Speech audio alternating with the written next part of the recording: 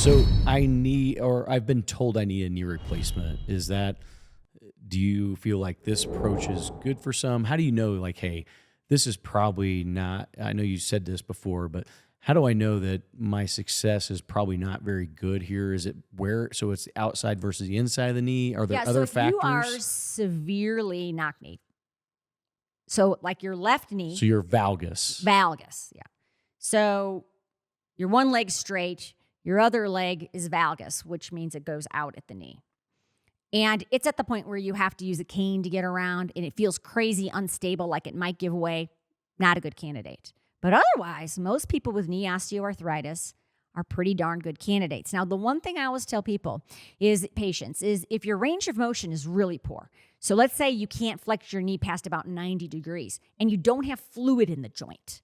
And that's probably not a great candidate either. That means they've sort of gotten some we call capsulitis, and they've gotten some kind of tightening of the joint capsule, which surrounds the joint like a balloon, and that's hard to do. But really, I tell people, if you have bad osteoarthritis, just come see us, because the last thing we're going to do, if we don't think we can help you, if I don't think we can help you, we are not going to encourage you to do this. So this is not a sales pitch.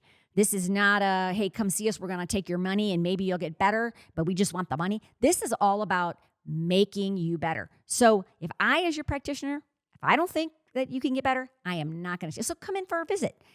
Or send your x-rays in. Worst case scenario, we're going to say, no, it's not going to help you. But we'll be very honest about it. Well, there's a lot of people out there that said if I could get 3, 5, 6 more years before I needed a knee replacement, would probably jump at that as well. Well, and not just that, but you can stack it. So individuals who came in to see me 10 years ago and then came back 5 years ago, their x-rays look the same. Then they're going to come back 5 years later. So you can just keep kicking the can down the line. And who knows what will happen? I mean, with technology nowadays, the options may continue to improve. We don't know that. So these individuals who come to see me when you're young, I mean, you're in your 40s, 50s, and you're looking at a total joint, if you can kick that can down the line for 20 years, maybe you can like grow a knee in the jar next to your bed by the time, we're 20 years older.